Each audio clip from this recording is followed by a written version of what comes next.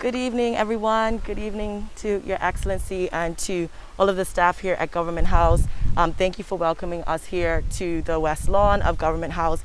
My name is Kristen and I'm a representative of Social Justice Bermuda. We are a collective of Bermudians who are taking action against racial injustice, against fascism, against police brutality, in partnership with the global Black Lives Matter movement, but also localizing it to address issues that affect us right here in Bermuda.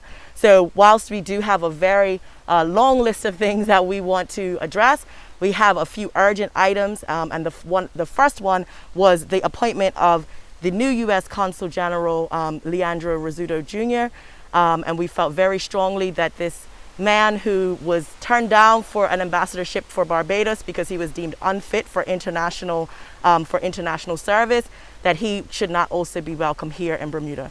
So we have been organizing around this issue for just over a week now and are very pleased to present you with a petition signed by 93,510 people. And there's also a letter in here that explains our position around why we feel that Leandro Rizzuto Jr. should not be allowed to serve in Bermuda as the new U.S. Consul General. So I'd like to present you with that. And also you will receive the full petition, all 93,000 signatures. It might be sitting in your inbox right now. And you'll be able to, take a look and see where the people are coming from. We have people sign the petition from Bermuda, but also throughout America and also the UK, taking action and saying that they stand with us to say that, they too believe that he should not serve internationally. So thank you for accepting the petition. Thank you. And in turn, it is my job to accept and listen to different views on the island, and I'm happy to accept the petition in that respect. Let me start otherwise by saying that I very much welcomed and fully support the Black Lives Bermuda march that took place in Hamilton on Sunday. It was a large, impressive, peaceful demonstration, and it sent a clear message to which we've all got to listen. And as Governor, I wholly oppose racism, and we all need to call out racism when it occurs and tackle racism when it occurs. And as Governor, I will continue to support all efforts in that respect. As regards the petition this evening, I shall of course read its contents and the message it gives. Under the Vienna Convention on Consular Relations, the appointment of a Consul General is for the sending state to make. So the decision to appoint Mr. Rizzuto as US Consul General is one that's made by the United States government. As I say, I shall however read the petition that's been sent to me. I think the other thing I'd like to say is that the US is of course our nearest geographical neighbour, and whatever views may be on this matter, I think it is important that we have an effective relationship with whoever represents the United States in this country, and my job as Governor will be to achieve that effective relationship. Having said that, I'm open to any questions that the press media may have, as I believe Ms. White may do. What sort of start will this be for Mr. Rizzuto with so many Bermudians against his appointment here? I'm sure that Mr. Rizzuto will be briefed and informed of the views that have been expressed here in Bermuda. I also know from the statement from the State Department that he will be committed to trying to develop an effective relationship, or maintain the effective relationship between the US and Bermuda, and I'm sure he will work hard to do that. What do you think of the number of 93,000 signatures on the petition? It's a big number. I don't know what the exact split is between people here in Bermuda and internationally, but I recognise that those organising the petition will have worked hard to achieve that number of signatures. And the march on Sunday, 7,000 estimated Bermudians that were out there. How impressed were you with the figure? I was very impressed by that. It's the biggest march in living memory here in Bermuda. And it was supported by people across the community, and I can also say that I was pleased that Government House was represented at the march by the Deputy Governor and some of our other staff there, showing their support for the Black Lives Matter message. for like substantive change, what do you think this will lead towards? Well, the Premier has made clear that the government will wish to take further action in that area. Obviously, to the extent that it's relevant to my duties, I will discuss that with the Premier. But let me repeat, I support measures to tackle racism which occurs in any country, and obviously here in Bermuda as Governor. Christian, what sort of number were you targeting when you first had the petition out, and how does 93,000 figure into that? We definitely didn't think that we would get that amount. I mean, I had hoped that we, would get a few thousand signatures.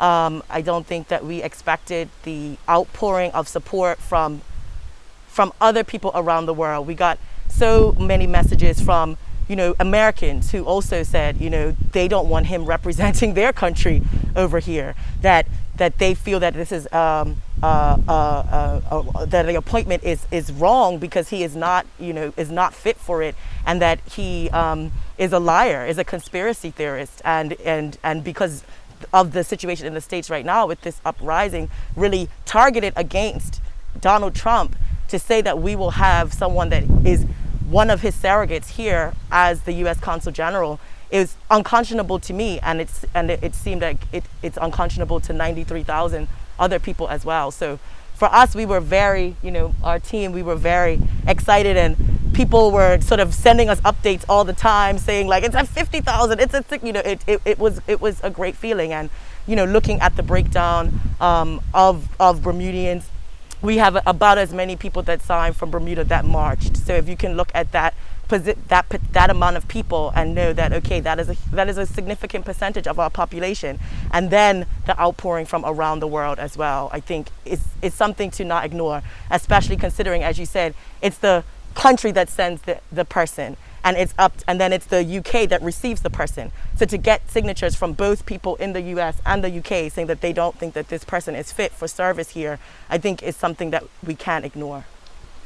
With the Bermuda Tourism Authority, they put pictures out about the march, and there were a lot of people very supportive of it, but there were some people said, they don't want to come to Bermuda, and Bermudians pushed back and said, good, we don't want you here. What was your reaction seeing all that? Well, I definitely waded into the comments on that post. I think we have a decision to make as a country. We can build a brand around social justice. We can build a brand that says that we want a place of racial equality. We want a place that is not in support of white supremacy and police brutality. So if someone comes into the comments on a tourism page and says, well, I'm not coming now because you support Black Lives Matter, we should be free to say, good, we don't want you here. And for those of us that work in tourism, these are things that are in our faces all the time. And I think that's something for people to understand. We're constantly hosting people that are awful to us. And you will hear, if you're ever wading in on Twitter, ever gathering or hearing where young people in tourism talk, they talk about how awful it is to serve some of these people. And we had Trump supporters wearing Make America Great Again hats strolling through the town last year, and it was an awful sight to see. I felt like I was watching the Ku Klux Klan. And so for me to now say, okay, we are now opening our doors to the mega crowd, we're saying that this is a refuge for Trump friends and family, I can't accept that. I can't believe that we want to accept that. On the opposite end of that is there's a lot more people supportive of the Bermuda stance. How do you think this might actually make Bermuda more of a tourist destination for those people? Well, I have a significant amount of followers on Instagram and other social media platforms that don't live in Bermuda and haven't really come here. Maybe they've seen me on an influencer that came to Bermuda's post and then started following me. And for them, they were overwhelmed by this showing of us saying that A, we're in support of Black Lives Matter, and B, we're taking a stand, an active, vocal, verbal stand against President Trump with this petition. And they were like, I'm booking my ticket. This is where I want to come. And this has been something for me. I do history tours, and I get people from all around the world that come, and they say how they love being here because it feels like that they're free from the racism that they experience all the time overseas. We are a majority Black country, and I think that's something that people need to remember when we're having this conversation about whether we want or don't want to support President Trump. or whether we do or don't want to support Black Lives Matter. We are a black country. That's what we are. So I don't understand those types of conversations. And when we think about the fact that from a tourism perspective, only 4% of our air arrivals are African American, and the Bermuda Tourism Authority has identified this as a growth market.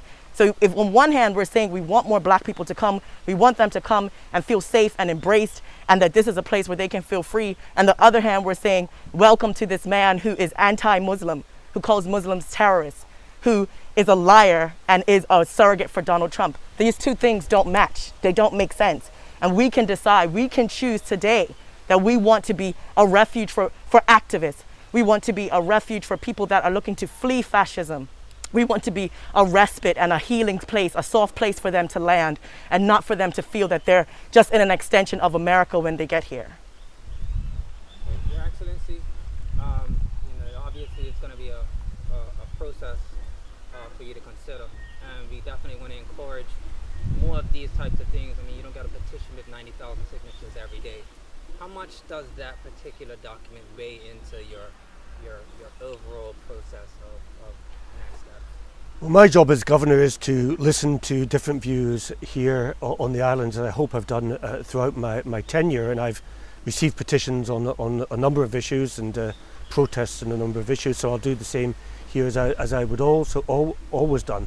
I will relay this petition obviously to the UK government. But let me repeat, although there is something called an exequatur that is issued under the Vienna Convention on Consular Relations, the decision on whom to appoint is a decision for the US government to make. And one short question about Christian. Have you thought about, obviously you've got a petition of 9,000 you have collected. Yeah, We have collected. social justice Bermuda. Have you given any thought to, in any event, what any next steps might be in the process of trying to get your voice heard? In terms of this particular issue? So beyond this. Beyond this, yes. So I mean, we are hoping to get a substantive response from the governor, and yes, we do have some plans for how we might move forward. We already have been reaching out and connecting with international media outlets.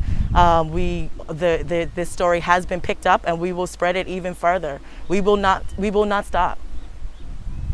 Let me say, in that respect, people are entitled to their views and entitled to make their views known.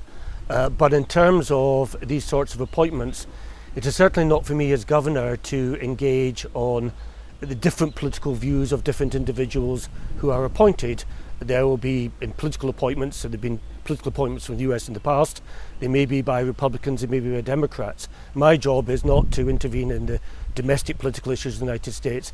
My job is to build a professional relationship with whoever is representing the United States in this country, having free and proper exchange of views with that Consul General. And our job as Bermudians is to build a future for our country that we want. Well, I just want to say I respect and I really appreciate seeing this. And I also want to say to yourself, Your Excellency, that you seem to be very approachable. And that's something that I think people appreciate as well in this entire process. Absolutely, we definitely do. And I mean, I've had dinner with the governor. I know him. This is an issue where we maybe do not agree, but it doesn't mean that I, have any less respect for the position. It's just that in this particular situation, because we are a British colony and until independence, this is the case, that a country over here and a country over here have the right to decide something for us that might not be right for us. And that's the situation we're in as a colony. But it does, we appreciate that you were willing to have us here to accept the petition.